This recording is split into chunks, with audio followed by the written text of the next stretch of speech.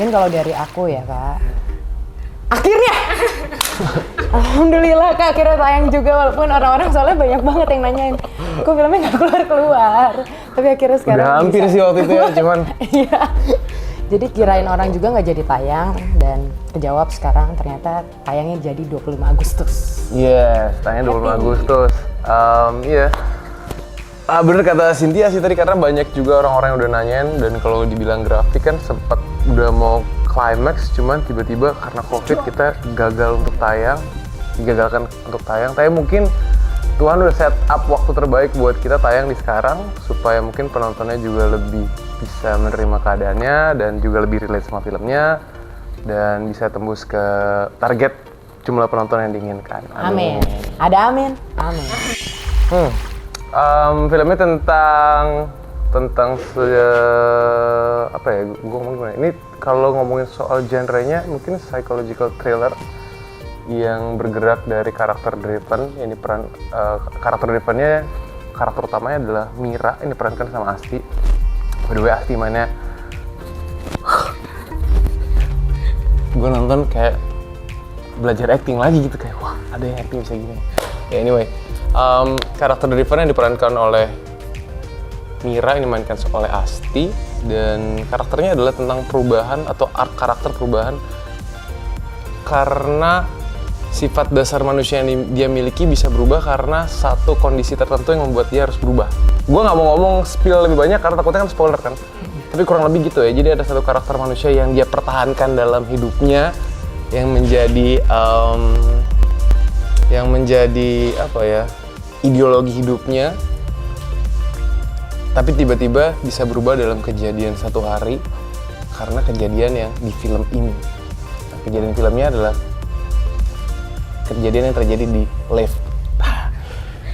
Susah banget kan, Susah ya? harus hati-hati Jadinya banget. ini transisi kehidupan seorang Ibu Mira. Iya. Betul banget. Gak enak kalau gak ada orang ya, kita panggil aja Bu Mira. Loh, lu kemana? Nggak ada. Mira lagi di Singapura. Iya. Lagi syuting yang lain. Kurang ajar Mira nih. Kita ngomongin.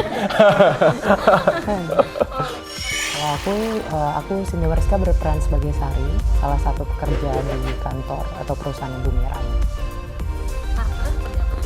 Karakternya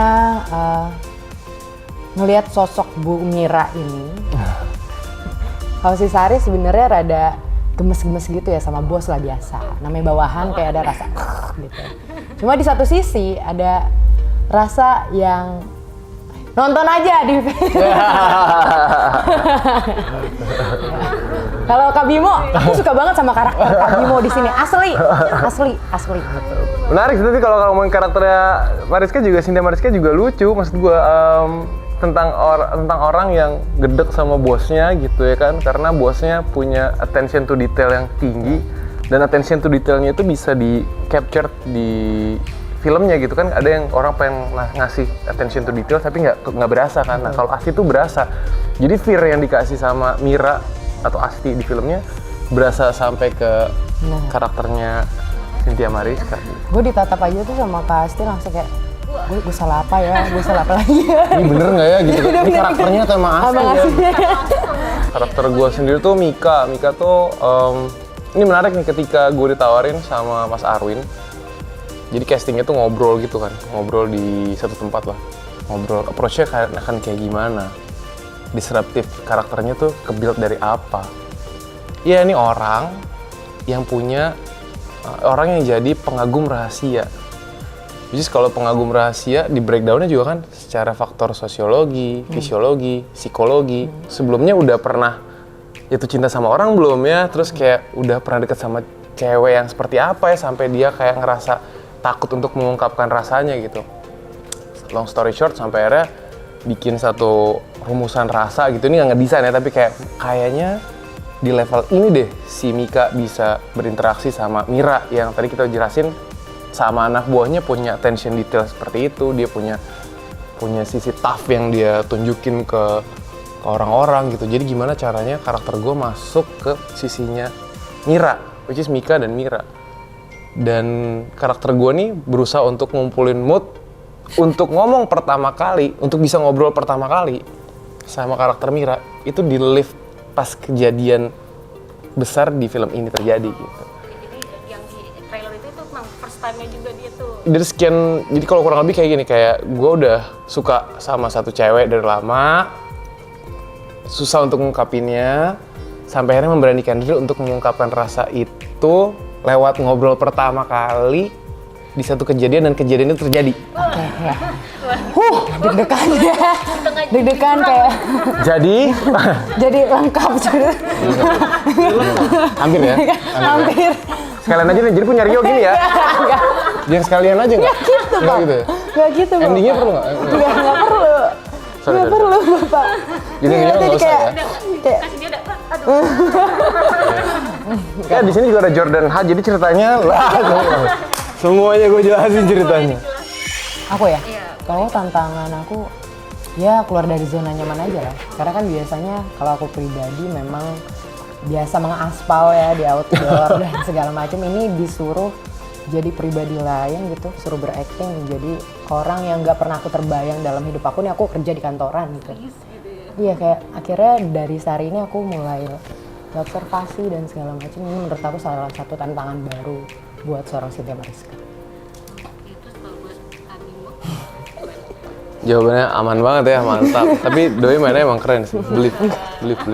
Kalau lu lihat sehari-harinya naik Vespa dan mengaspal, ngeliat ke karakter itu kayak, wow, believable sekali. Seperti orang kantoran banget ya. Lu nggak pengen kerja kantoran aja di sini? Enggak ya? Saya langsung masuk ke mensi ya ke bapak itu.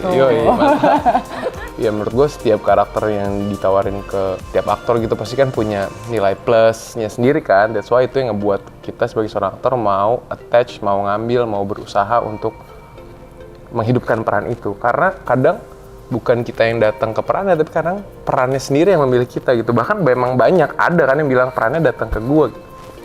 Nah kalau ini, jadi kalau ngomongin soal tantangannya justru karena challenge-nya banyak, itu yang ngebuat gue jadi jatuh cinta sama karakternya gitu. Dan gue nggak bisa ngomong detailnya seperti apa, cuman perubahan-perubahan minor banget gitu perubahannya, tapi itu yang berusaha untuk gue kasih. Ternyata PR-nya lebih susah daripada ketika lo ngasih perubahan-perubahan yang major atau makro. Ketika lo ngebuat karakter yang makro banget, misalnya ya orang punya dengan orangnya nih punya background-nya pemurung, dia kan murung mikir setiap hari gitu. Itu kan jadi kayak makro kan, jadi kayak lo ngebawa beban di dalam dahi lo tuh terlalu berat gitu. Tapi kan kalau Mika ini ada mikro aja, kecil tapi terus-terusan gitu, dan itu ternyata PR banget buat gue, kayak oh ternyata mikro tuh PR banget ya. Nah itu sih tantangan terbesar. Sama mungkin Camworks ya. Banyak sih tantangan, cuma salah satunya yang gue ingat adalah Camworks karena syuting udah lama. Jadi gue lupa, salah satunya adalah Camworks. Lu kebayang nggak syutingnya di dalam satu lift yang dibongkar pasang itu set buat kameranya Pak Yadi muter-muter untuk dapetin ekspresi dan rasa takut gitu. Jadi kayak gila sih. Itu juga di setengah syuting ngejagain emosi sambil, karena ngeset itu kan nggak 10 menit kan, lu bisa setengah jam, 1 jam dibongkar pasang dan ngejaga rasanya di situ, ngejaga rasa takutnya, sakitnya, segala macam di situ tuh kayak itu challenge sih buat gue.